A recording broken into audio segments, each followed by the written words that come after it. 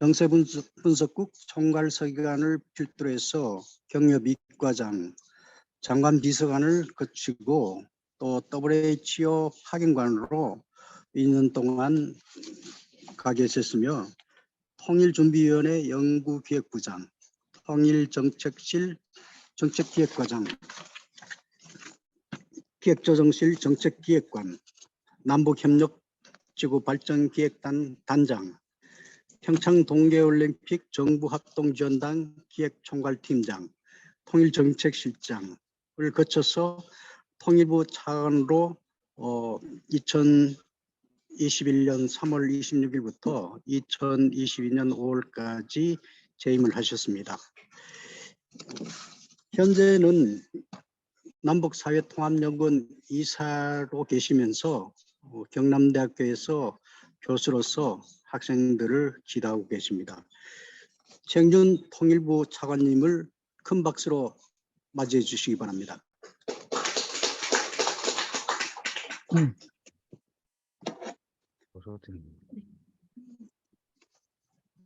네, 안녕하세요. 예, 인사드리겠습니다. 방금 소개받은 최영준이라고 합니다.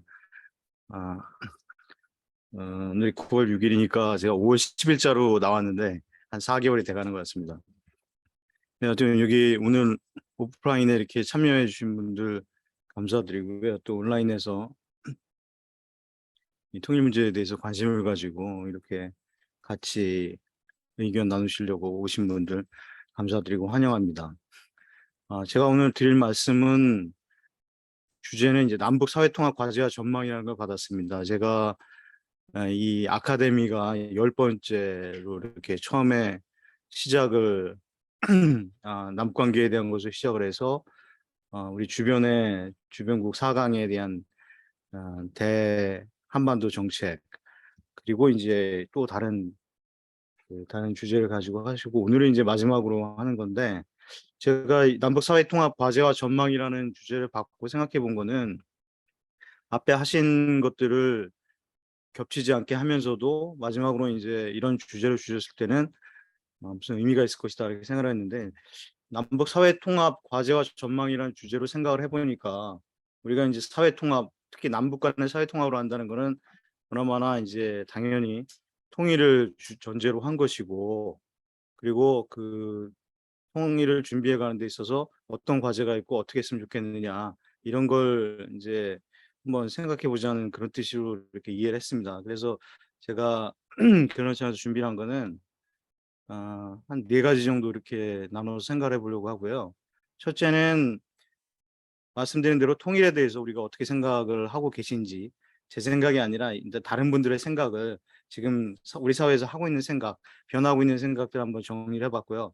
그 다음에 그러기 위해서, 통일을 위해서는 그럼 어떤 실천 전략을 가져갈 것이냐 하는 문제, 그 다음에 통합이니까 또 갈등에서 노력이 있어야 될 것이고, 또 마지막으로는 이제 남북관계 전망 및 제 차원의 당부 말씀, 이렇게 해서 또 이제 그 마무리를 하고 혹시 질문이 있으시면 나름대로 답변을 드리면서 준비를 그 논의를 이어갈까 이렇게 생각을 합니다.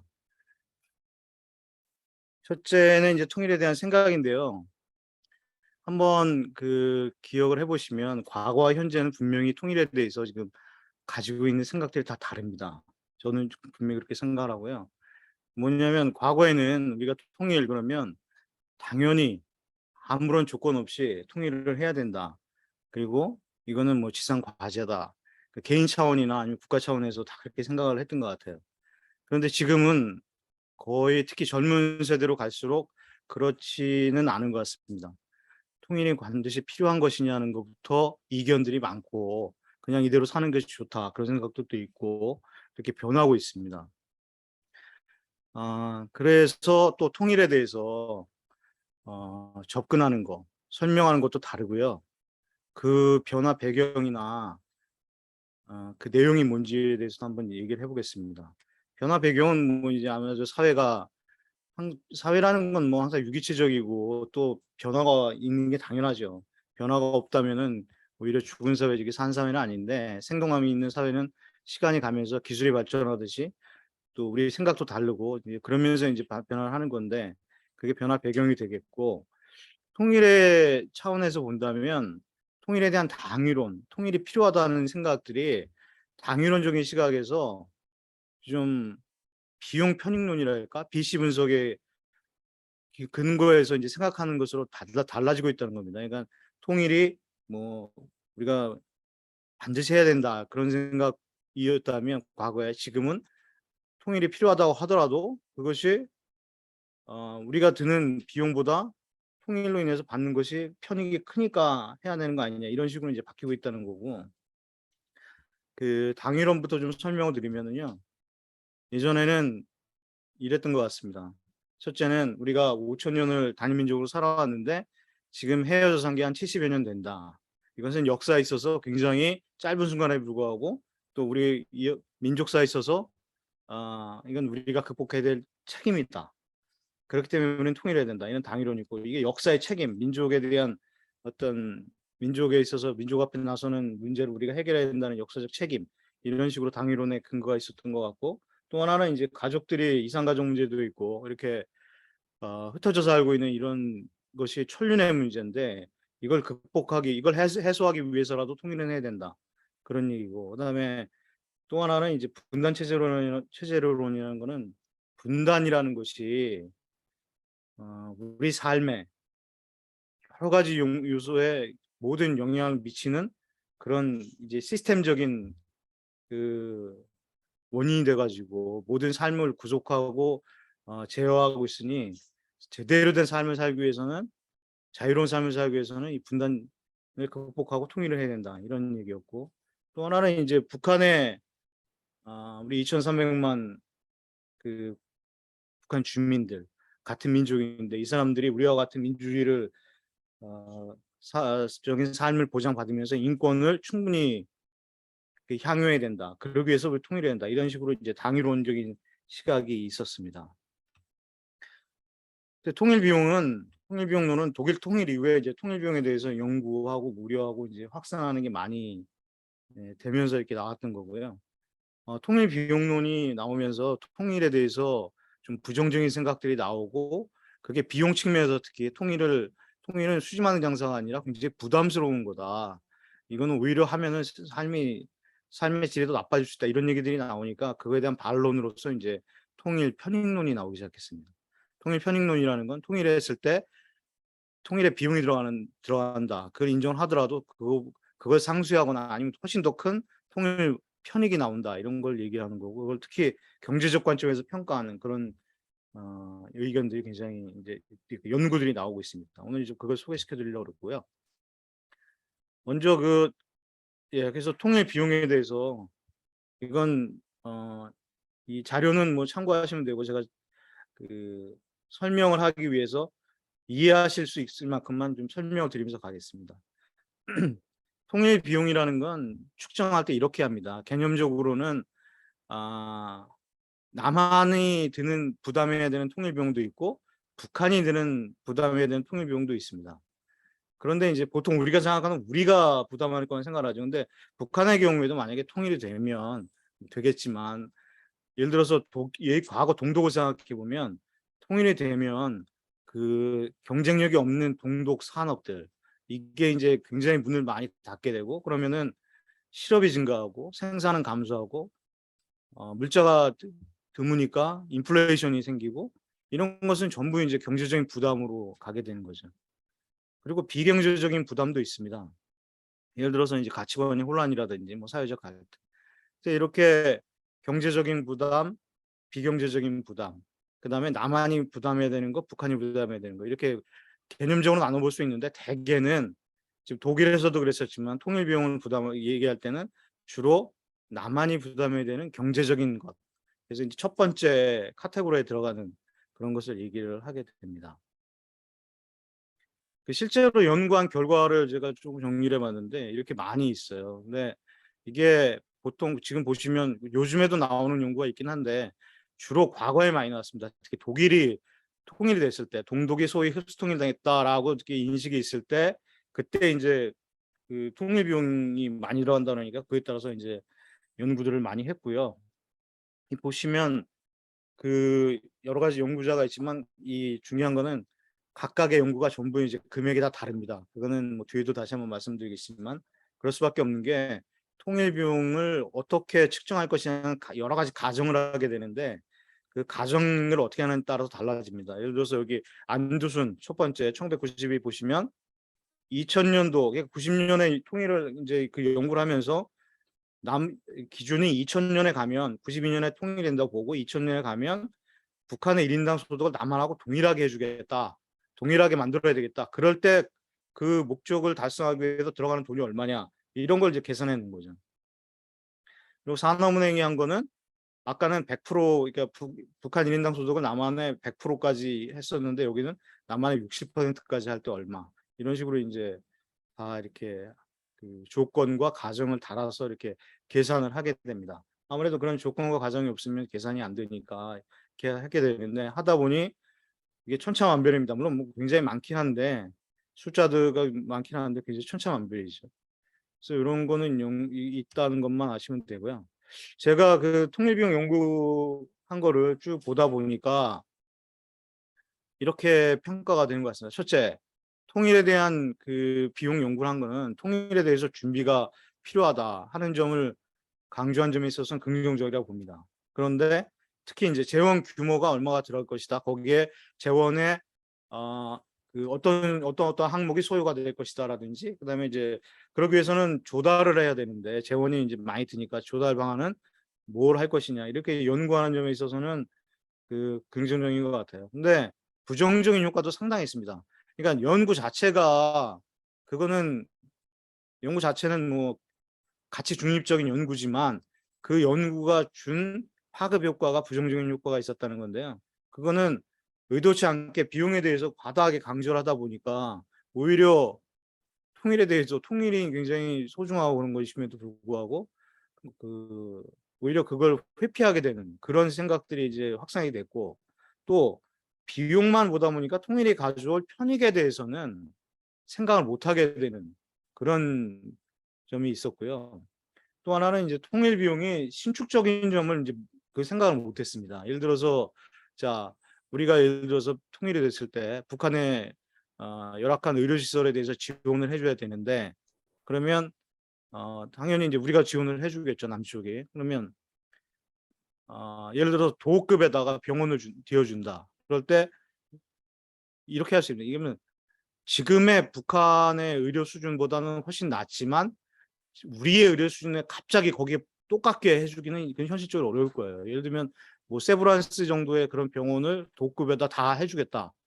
이렇게 하는 건 조금 비현실적이고 그보다는 좀 낫지만 지금의 북한보다는 훨씬 나은 수준의 것을 재원의 마련이라는 측면에서 재원 가능성이나 측면에서 좀 합리적으로 하고 점점 그 격차를 줄여나가는 것이 바람직할 것 같은데 현실적이고 통일 비용은 그런 신축성을 무시했다는 게 있고요. 또 하나는 국민들이 이 정치적인 합의를 통해서 이제 통일 비용을 마련해야 되기 때문에 국민이 지불 의사가 말하자면 그게 한도입니다. 그래서 그런 것도 이제 경실했다는 게 있고요. 그러니까 아까도 말씀드렸지만 통일 비용 연구는 어떤 가정을 하느냐 지금 뭐 쉽게 말씀드렸지만 세브란스를 지어주느냐 아니면 군급에 있는 정도로 이렇게 해서 가느냐 이런 가정을 어떻게 하냐에 따라서 또 접근을 어떻게 따라서 추정 비용이 천차만별이어서 추정액 자체는 별 의미가 없고 다만 통일을 하게 되면 어떤 분야에 예산이 소요가 될 것이고 그게 어느 정도는 이제 어느 급으로 할 때 어느 정도 되고 그거를 어떻게 하면은 그 합리적으로 마련할 것인가 이런 것을 연구한다는 점에서는 뭐 그건 바람직한 거라고 봅니다. 그다음에 이제 통일 비용을 봤으니까 통일 편익에 대한 연구도 한번 보겠는데요. 그 통일 비용이 이제 아까 말씀드린 통일 비용에 대한 연구가 너무 이렇게 확산이 되고 일방적으로 그쪽으로만 가다 보니까 또 이제 사람들이 생각을 하기 전에 학자들이 통일이 만약에 비용이 든다면 그러면 지금 있는 분단을 유지하는 건 비용이 안 드나? 거기서 이제 분단 비용이라는 게 나오는 거죠. 지금 아시다시피 우리가 분단만 계속 유지하고 있는 것도 비용이 꽤 듭니다. 예를 들어서 지금 얼마 전에도 우리가 한미 합동 군사훈련을 했는데 예를 들어서 통일이 됐으면 그런 것이 그 규모로 하지 않았을 것이 있을 것이고 지금의 군사력 규모를 남북이 지금 우리는 세계 6위, 북한이 아마 20몇 위 정도의 그걸로 평가가 되는데 만약에 평화롭게 통일이 되면 그보다 훨씬 낮은 수준의 군사비를 유지할 수 있다. 이러면 다 이게 분담 비용이 굉장히 많이 증가되고 있다는 건데 거꾸로 이제 분담 비용을 통일이 되면 그럼 분담 비용이 없어질 거 아니냐. 그럼 바로 이제 그게 통일의 편익의 일부다. 이런 식의 이제 논리가 되는 거죠. 그래서 거기 한번 보시면 통일 편익의 개념도 나눠볼 수가 있습니다. 통일이 되면 남한이었는 게 있고 북한이었는 게 있고 또 경제적인 측면이 있고 비경제적 측면이 있는데 뭐 경제적인 측면은 말씀드린 대로 뭐 지금 정치, 군사, 외교적으로 지금 다들 이렇게 남북 대결에 그동안에 냉전 시대부터 시작해서 했던 것들이 그런 노력들이 이제 다른 방향으로 전환이 되면 우리가 부를 더 창출할 수 있을 것이고 그런 것들이죠. 그리고 군사적인 문제 이런 거는 이제 군비 축소라든지 이래 가지고 이제 신규 투자로 인해서 다른 데 이제 부를 창출할 수 있으면 그게 되는 거고 비경제적으로는 뭐 인권의 신장이나 항구적 평화, 문화 신장 이런 것들이 굉장히 그 통일 편의로 할 수 있습니다. 근데 이제 아까 비용을 보셨을 때 그게 이제 금전적인 측면으로만 이렇게 환산하니까 통일 편익도 이제 금전적인 면만 환산해서 이렇게 해보는 노력이 있고요. 그거 한번 소개시켜 드리겠습니다만 통일 편익의 특성은 통일 편익은 통일이 되면 계속 무한대로 간다는 거죠.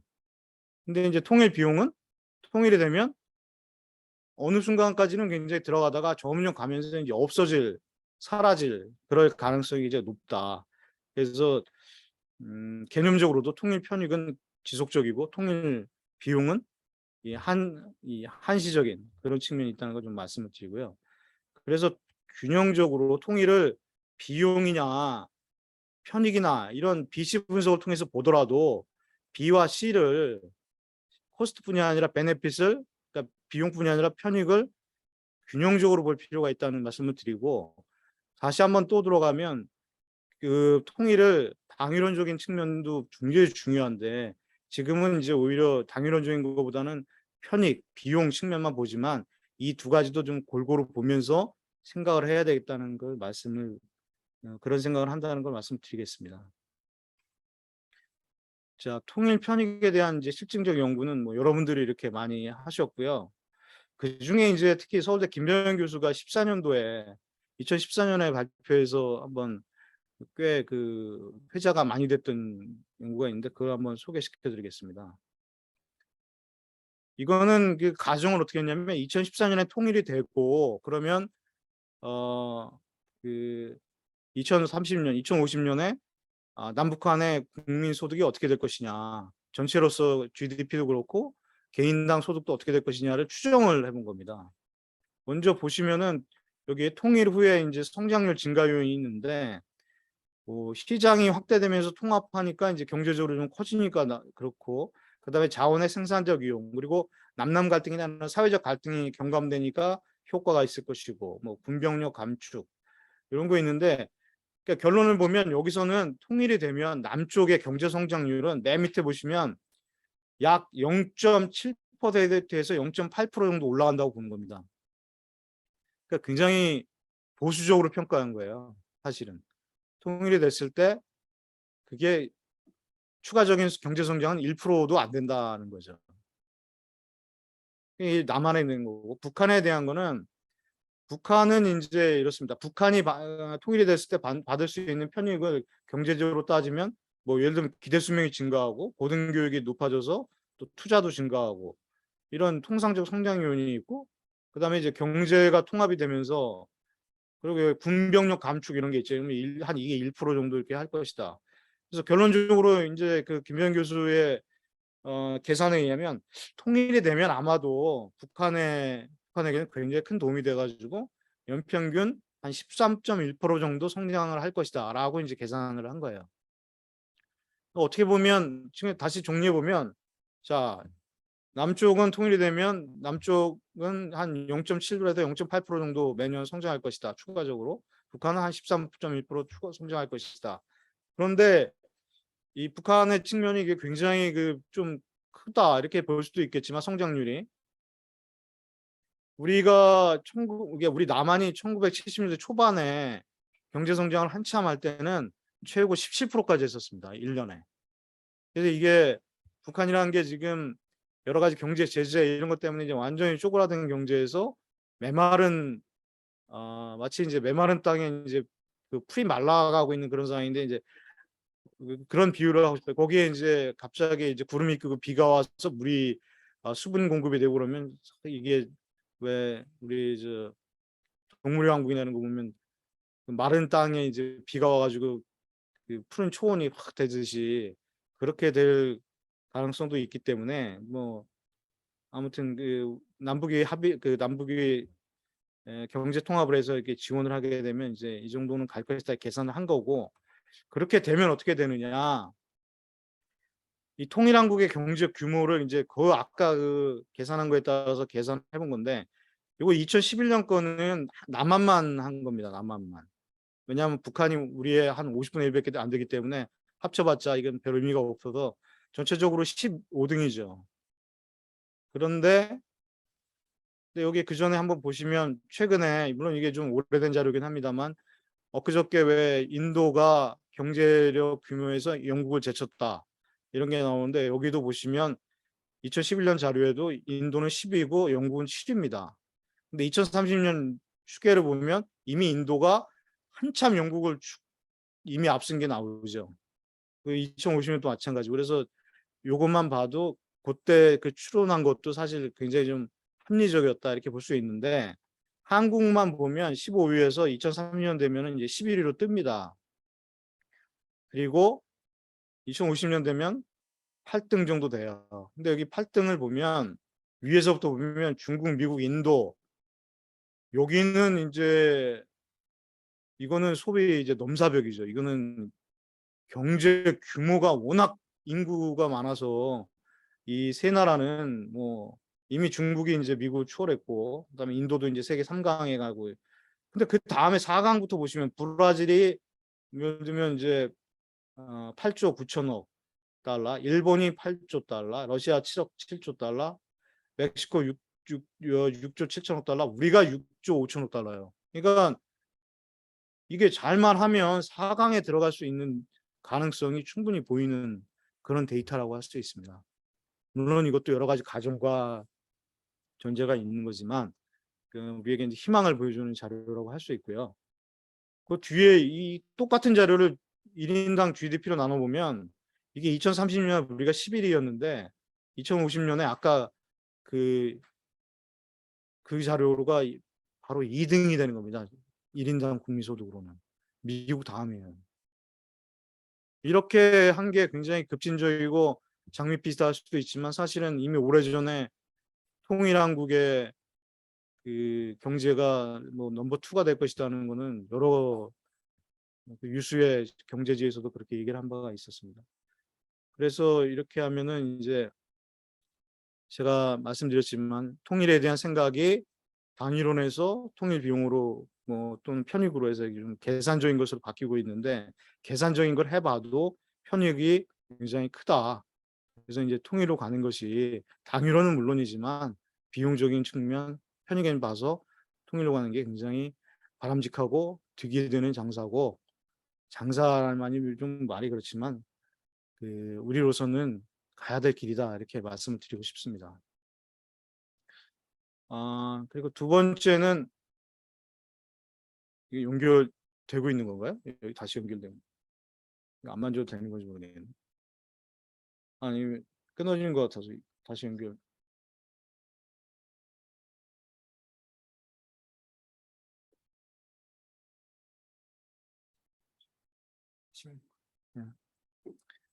네. 두 번째는 그럼 이제 그렇게 통일을 하는 게 우리가 가야 될 길이라면 그럼 그걸 위해서 우리가 어떤 방안을 하는가. 통일 방안에 대해서는 여러 번 하셨겠지만 간단하게 그래도 이 남북 문제, 한반도 문제를 다루시는 걸 공부하시거나 아니면 생각하시는 분들이 꼭 아셔야 될 것만 정리를 해봤습니다. 남북한은 우리는 이제 민족 공동체 통일 방안인데 이게 89년에 한민족 공동체 통일 방안으로 나왔고 그게 93년에 민족 공동체 통일 방안으로 이제 확정이 됐고 지금도 우리 정부의 공식적인 통일 방안입니다. 근데 이게 한민족 공동체 통일 방안이 거의 기본 골격이 됐기 때문에 그걸로 소개시켜 드리려고 하는데요. 이거는 이제 우리가 너무 그동안에 많이 떨어져 살았다. 그렇기 때문에 이제는 같이 살아야 된다. 통일이 되기 전에도 좀 시간을 가지고 차분하게 같이 사는 것을 점진적으로 해야 되겠다 해서 이건 그런 이제 분단 현실에 대한 인식에서 출발했다는 거고, 그래서 점진적으로 밑에서부터 상향식으로 바텀업 어프로치라고 하고요. 여기는 그 단계가 있습니다. 첫째는 그동안에 이제 적대적인 전쟁도 있었고 적대적인 관계가 많이 있었기 때문에 첫째 화해협력이다. 둘째는 한참 그 화해협력이 된 다음에 자연스럽게 남북연합, 여기 기간을 정한 게 아니고 남북연합을 단계를 거쳐서 때가 되면 통일헌법에 의해서 총선거로 단일 국가를 만들자. 그래서 제일 중요한 게 사실은 점진적이고 단계적이라는 거하고 그다음에 통일이 되면 일국가 일민족. 우리 뭐 당연히 통일국가는 하나다. 그리고 민족도 하나고 체제도 하나다는 거죠. 체제도 하나. 사회주의, 민주주의 체제가 공존하는 게 아니라 어쨌든 체제가 하나다. 그리고 정부도 하나다. 민주적 기본 질서에서 통일을 하게 돼 있으니까 이렇게 돼 있고요. 그리고 89년 수립 당시에 여야 광범위한 지지를 획득을 했습니다. 그래서 다 같이 합의를 해서 만든 거라는 거. 그리고 고려민주연방제 공화국, 연방공화국은 이제 북한이 벌써 60년에 최초 제의한 거고, 그다음에 조금씩 내용은 바뀌었습니다만은 기본적으로 같습니다. 이건 뭐냐? 이제 북한이 하는 주장으로 하면은 분단 현실인데 우리가 그동안에 따로 살고 있었는데 누가 누구를 먹히거나 그런 식으로 통일이 돼서는 안 된다. 이게 북한의 주장입니다. 이렇게 하면서 그렇기 때문에 우선 연방 국가를 만들어서 위로부터 통일이란 모자를 씌우자. 그러면 연방이 정치, 군사, 외교권을 수행한다. 그리고 그래서 이제 탑다운 어프로치죠. 그리고 원샷 어프로치라고 합니다. 원샷이라는 건 한 번에 하는 그런 뜻이잖아요. 그리고 그다음에 양쪽 남과 북의 지역 정부는 기존 체제와 제도화에서 공존한다. 그러니까 경제라든지 뭐 사회 정책 이런 거는 각자 하자 이런 얘기죠. 그렇게 되면은 우리하고 차이가 되는 게 일민족 일국가인데 제도가 두 개고 정부가 두 개가 되는 거예요. 그래서 이게 이제 차이가 되는 거고요.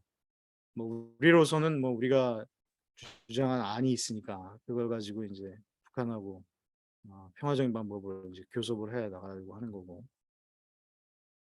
그래서 이렇게 두 가지를 설명드렸는데 핵심은 평화적이고 평화적이라는 거죠. 첫째, 제중에 평화죠. 그리고 두 번째는 점진적이고 단계적이라는 겁니다. 그래서 평화적이라는 측면에서 보면 전쟁을 통해서 통일을 한 소위 베트남이나 연민식은 결코 아니다. 두 번째, 점진적 단계적이라는 측면에서 독일하고도 다르다. 독일은 평화적이긴 했지만 급진적으로 빠르게 이제 신속하게 이렇게 됐던 것이고. 그래서 이제 여기서 북한 붕괴하고 이제 자꾸 생각들이 이렇게 혼란스럽게 생각하시는 분들이 있어요. 북한 붕괴는 이게 통일 방식이 아니라 제가 보기에는 북한이 붕괴되면 그건 뭐 우리가 붕괴를 시키려고 하는 게 아니라 북한이 그럴 수도 있겠죠. 그러면 그거는 통일을 할 수 있는 계기가 되는 거죠. 계기. 근데 그게 바람직한 건지에 대해서는 지금까지 여러 정부 우리 역대 정부들은 북한 붕괴를 원하지 않는다고 공식적으로 다 얘기를 해왔습니다. 그래서 이게 바람직하지 않다고 보는 거고요. 이게 붕괴라는 건 북한 체제가 급격히 변하는 극단적인 유형의 하나에 불과하다. 그래서 이게 발생할 가능성에 대해서는 여러 번 북한이 붕괴할 것 같다는 얘기가 그동안에 역사적으로 몇 번 있었지만 아직까지는 그렇게 되지도 않았고 예언이 맞지도 않았고 그럴 가능성이 크게 보이지는 않는다. 그래서 이건 통일 문제하고 좀 다른 문제라는 말씀을 드립니다. 자, 그럼 이제 통일에 대해서 말씀을 드렸고 통일 방안에 대해서 말씀드렸는데 그러면 우리 국민들 또 전문가들 뭐 어떤 일을 해야 될 것이냐 그에 대해서 이제 제 생각을 한번 좀 말씀드리겠습니다. 자, 우리가 통일 방안을 갖고 있다고 하더라도 그거는 이제 남북이 특히 이제 우리 쪽이 정부가 가지고 있는 방안이고, 그러면 각 그 총론에 대한 강론, 구체적으로 어떻게 할 것이냐는 건 다 전문가들이 연구를 해서 방안을 만들어야 됩니다. 예를 들어서 분야별로 통합을 위한 점진적이고 단계적이고 평화적으로 통일을 할 때 각 분야별로 발생할 문제가 뭐가 있는지를 생각을 해내고, 거기에 대해서 바람직한 해결 방안, 가장 비용이 적게 들고 효과가 큰 그런 해결 방안을, 최적의 대안을 만들어내는 게 전문가들의 그 일이라고 봅니다. 뭐 분야별로 이런 게 있겠죠. 화폐는 어떻게 할 것인가, 화폐 통합.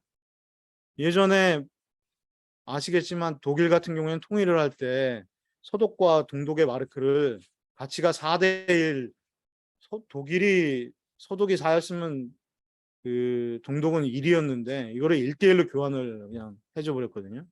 그거는 이제 정치적인 이유로 이렇게 했는데, 빠르게 통일하기 위해서. 아무튼 우리는 지금 시간을 두고 하는 얘기니까, 그럼 어떻게 할 것이냐. 그럼 통일 후에 또 부동산 문제는 어떻게 할 것이냐. 지금 남쪽에서도 북한에 토지 갖고 계신 분들 그걸 인정해 줄 것이냐, 아니면 그냥 국가 소유를 해서 할 것이냐. 그다음에 북한에 있는 기업들 어떻게 할 것이냐. 또는 북한의 공무원들은 어떻게 할 것인가. 또 각자 남북이 가지고 있는 법률. 이 법률은 또 안정성이 중요하잖아요. 법률 관계. 이걸 무조건 뭐 만약에 이제 남북 통일이 됐을 때 북쪽 법률을 전부 무효화시키고 이렇게 할 것이냐, 아니면 점진적으로 어떻게 다른 방법을 취할 것이냐. 이게 법률도 또 상법, 민법, 뭐 가족법 전부 그 분야에 따라서 다 해결해야 될 과제가 다르기 때문에, 그런 과제들을 전부 이제 정리를 해서 준비를 해놔야 된다. 이제 그런 얘기고요. 그게 전문가들이 할 일이고, 그럼 국민들은 어떻게 하셔야 되냐. 국민들은 우선 통일에 대해서 아까 제가 방위론도 있고 비용론, 편익론도 있습니다 했지만, 그리고 이제 균형적으로 좀 생각했으면 좋겠습니다 했지만, 이렇게 균형 있게 보시면서 일단 통일에 대해서 지지를 해주시는 게 제일 좋고 바람직하고, 그리고 정부가 하는 노력, 그다음에 전문가가 하는 노력에 대해서 이해도 해주시고, 때로는 질책도 하시고, 지지도 해주시고, 그래서 이제 바른 방향으로 갈 수 있도록 해주셔야 되겠죠. 근데 이제 제일 중요한 게, 국민 정책은 국민 여론에 의해서 지탱이 되어야 됩니다. 그래서 국민이 이렇게 지지하시지 않는 정책은 힘이 없기 때문에, 이렇게 이해해 주시고 지지해 주시는 게 좋고, 그 내용도 좀 잡아 주시는 게 좋고, 그래서 결론적으로 말하면 통일에 대한 여망을 좀 가지셔야 되겠다는 거. 그러면 좋겠다. 그리고 평화적이고 점진적, 단계적 추진에 대해서 이거에 대해서만큼은 좀 공론을 함께 해 주셨으면 좋겠다는 거죠. 그래서 이게 지금 말은 이렇게 말씀을 드릴 수 있는데, 실제로는 여러 가지 문제에 있어서 우리 내부에서의 갈등이 있어서 남남 갈등을 해소를 하고, 그러면서 이제 각각의 전반적인 공감대를, 그래서 같은 마음을 가지는 게 굉장히 중요합니다. 그게 이제 제가 국민들이 해주셨으면 좋겠다는 거고요. 이 공감대 해석을 위해서, 또 갈등 해소를 하기 위한 노력을 좀 소개시켜 드리면요. 통일부에서 2018년부터 올해까지 지금도 하고 있습니다. 3년, 4년째, 지금 거의 5년째 이제 하고 있는데, 이 사업은 계속 할 건데요. 사회적 대화라는 걸 했어요. 이 사회적 대화는 뭐냐면, 이 사회적 대화라는 게 뭐 사회적으로 대화를 하자는 거냐, 이 쟁점이 큰 이슈, 예를 들면 무슨 대학 입시라든지, 그다음에 이제 원자력 발전을 다시 할 것이냐 말 것이냐 문제, 이런, 특히 이제 통일 문제, 이런 거 어떻게 하면 통일 이뤄나갈 것인가, 통일은 바람직한 것인가 아니면 이뤄나갈 것인가, 그럼 어떻게 할 것인가, 이런 문제에 대해서 사회적으로 생각이 다른 분들을 많이 모이셔가지고 그분들이 스스로 대화를 하시는 거예요. 그래서 저희가 전국적으로 샘플을 모집했습니다. 샘플. 그래서 이념적으로 중도에 계신 분, 약간 진보적인 생각하시는 보수 진영을 골고루 다 불러 모아서 정부가 설명을 하는 게 아니라 일반 전문가들이, 그것도 진보와 중도와 보수 전문가들이 그 자기 얘기를 다 하고, 그래서 통일 문제에 대해서 세 가지 생각을 다 말씀을 드리고, 그러면 그 얘기를 다 들으세요. 일단 국민들이, 그 모이신 분들이. 그러고 나서 그분들끼리 정부가 하거나 뭐 전문가가 하는 게 아니라 자기들끼리 토론을 해서 이 통일무제에 대한 이 합심을 이끌어내는, 합의를 이끌어내는 그런 과정을 거쳤습니다. 이게 굉장히 지난한 과정인데 참석하신 분들은 몇 년에 걸쳐서 전국적으로 한 6천여 명이 참여를 하셨어요. 그래서 이분들이 뭘 하셨냐? 통일국민협약이라는 걸 만들었습니다. 스스로. 그러니까 통일국민협약, 통일이 만든 국민협약입니다. 그걸 제가 소개시켜 드릴 텐데요. 자, 이게 뭐냐면 세 가지로 나눠져 있어요. 첫째는 한반도의 바람직한 미래상, 우리 국민들이 서로가 서로에 대해서 스스로들 토의해서 한반도는 이런 미래가 돼야 된다라고 하신 게 이겁니다. 첫째는 군사적 위험이 없는 평화로운 한반도, 그다음에 비핵화된 한반도, 뭐 다양성이 보장된 한반도, 그다음에 복지국가, 사회체계, 그리고 뭐 사회적 합의로 갈등이 해소된 한반도. 이렇게, 근데 이게 굉장히 좀 긴데 제가 중략을 했고요. 두 번째는 그런 한반도가 중요하다, 그런 바람직하다면 어떻게 만들어갈 것이냐.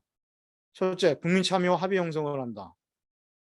그래서 통일에 대한 국민 합의를 도출하고 통일에 대해서 공감과 지지로서 홍보하고 또 평화통일 정책에 참여하고 또 대북 통일 정책의 일관성이 중요하다 이렇게 얘기를 하셨어요. 그래서 통일 사업을 중단으로 추진하고 뭐 법안을 재개정하고 체계를 정비하고 남북한 대화를 정리해야 한다. 이게 다 국민들이 직접 만들어 주신 거예요. 이렇게 하라고. 그리고 세 번째 파트가 정부와 국회 등에 대해서 권고를 하셨어요. 그러니까 바람직한 한반도는 이런 거다. 그리고 그걸 하기 위해서는 이렇게 된다 하면서 그러기 위해서 정부, 국회, 뭐 NGO 그리고 국민 스스로에게도 이렇게 합시다라고 이제 권고를 하신 게 있는데 첫째는 정부에 대한 거는 이런 사회적 대화를 확대 실행한다. 그리고 통일 국민협약에 따라 일관된 통일 정책을 수립한다. 뭐 그런 얘기. 그리고 통일교육 기회를 제공해달라 이런 말씀도 있었고 두 번째는 국회에 대해서는 자 사회적 대화를 지원하는 법률을 만들어 달라. 사회적 대화 결과물을 정책에 반영해 달라. 또 일관된 통일 정책을 국회도 수립해 달라 그랬고 국민들이 국민에게 스스로는 자 사회적 대화에 적극 참여해 달라. 또 통일 국민협약안이 잘 반영되는지 감시해 달라. 또 북한 주민들의 객관적으로 인식해 달라. 이런 얘기들을 하셨습니다.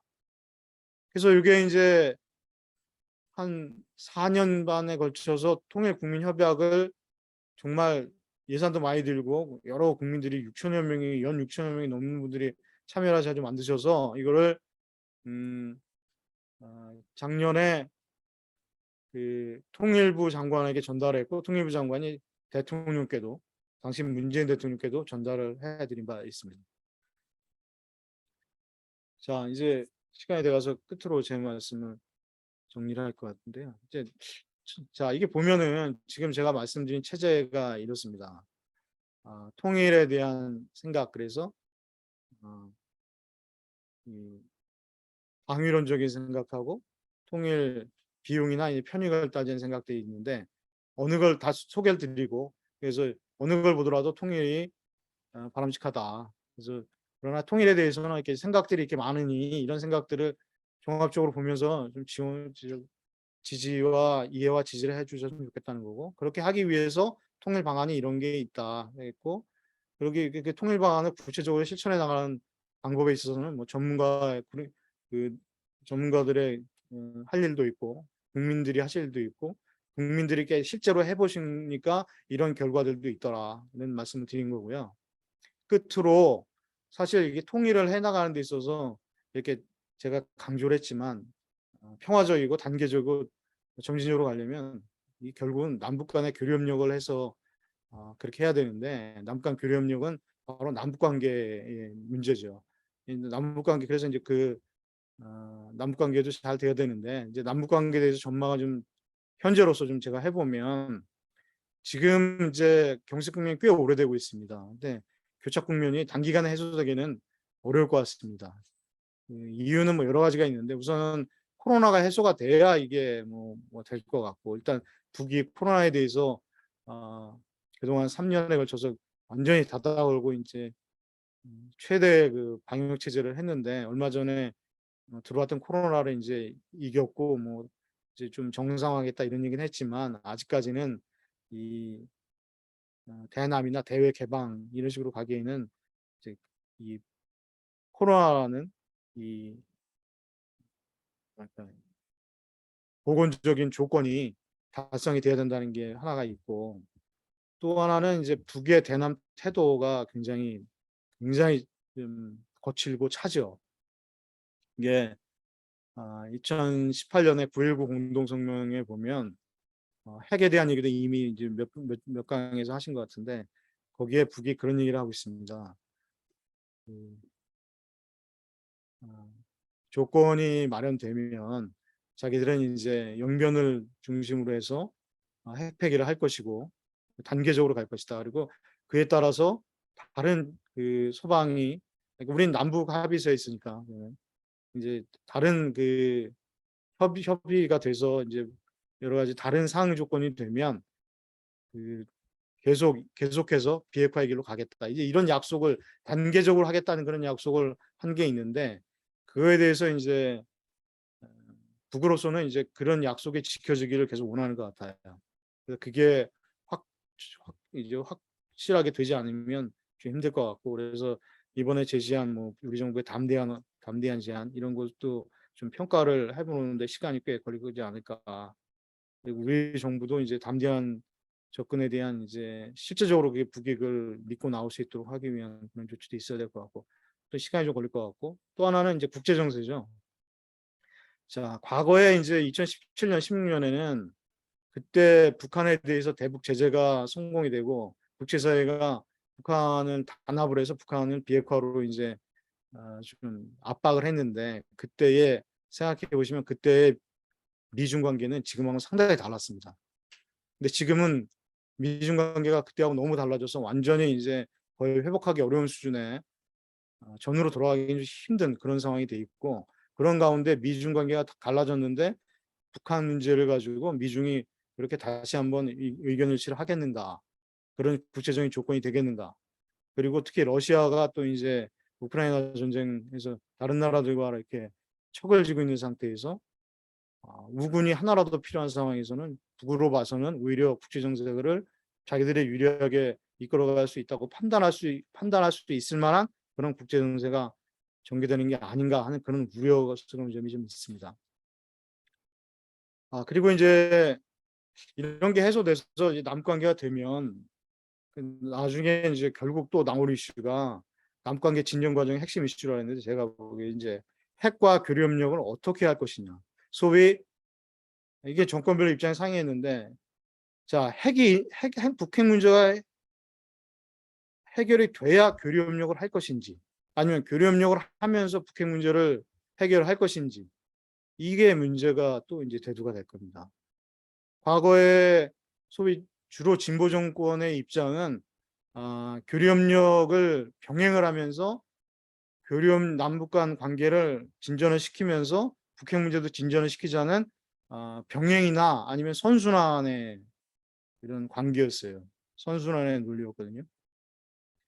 근데 이제 주로 이제 보수 정권의 입장은 그거 교류 협력보다는 핵 문제를 우선시해서 비핵화를 먼저 하고, 그러면 비핵화를 하고 그 다음에 이제 교류 협력을 그때 진전시키겠다, 이런 입장이 이제 많은 거죠. 그게 대표적인 게 비핵 개방 3천이라는 게 이제 바로 그런 건데, 지금은 이제 담대한 제안에서 좀 달라졌다고 이제 정부의 스스로 얘기했던 것은 비핵 개방 3천과 다른 것은 과거에는 비핵을 해야 이제 3천 하겠다는 거지만 지금은 비핵에 대한 의지만 밝혀도 뭐 병행하겠다, 이런 얘기여서 조금씩 이제 정권의, 그러니까 보수 정부와 진보 정부의 차이가 조금씩 줄어드는 면이 있는 거 아닌가라는 생각을 하는데, 실제로 이제 이 문제가 이제 대두가 됐을 때 어떻게 할 것이냐 하는 게 이제 중요한 쟁점이 될 것이라고 봅니다. 당부 말씀으로는요, 이렇게 이런 오프라인에도 오시고 또 온라인으로도 이렇게 참여해 주시고 이런 걸 같이 해주시는 게 대단하게 감사하고 좀 대단하신다는 생각이 들고요. 좀 통일 문제에 대해서 관심을 좀 가지시고, 이런 정부의 정책을 판단하는 데 있어서는 판단도 좀 해주시고 평가도 해주시고 비판도 하시고 해주시는데, 좀 국민 전체 입장에서 하시면 약간 이렇게 어느 이제 부분의 입장이 아니라 국민 전체 입장에서 평가를 해주시면 좋겠다는 거고, 다르다는 거. 우리가 이제 difference라는 게 다른, 그러니까 영어로 이제 wrong, 잘못된 건 아니잖아요. 그러니까 다르다는 건 차이가 있다는 것이고, 그거를 이해하고 이제 그 이해를, 그 다름을 극복해가는 과정, 이것에 대해서 좀 인내를 가져줬으면 좋겠다, 그런 말씀을 드리고요. 또 한편으로는 우리 3만 3천이 넘는 탈북민이 이제 이미 들어와 있습니다. 그리고 이분들이 여러 가지 어려움을 겪으시면서도 이제 우리 대한민국의 국민으로서 또 먼주온 통일이라는 그런 타이틀까지 이렇게 얻으시면서 살고 있는데, 이분들에 대해서도 그 역지사지하는 마음으로 좀 이해하시고 폭넓게 같이 같이 가는 그런 입장들을 해주셨으면 좋겠다, 이런 말씀을 드립니다. 네, 지금 이제 약속된 시간이 딱 40분이 됐기 때문에 좀 말씀을 이 정도 드리고요. 혹시 질문이 있으시거나 그러면 아는 범위 내에서 이렇게 서로 의견을 나눈 것으로 하겠습니다.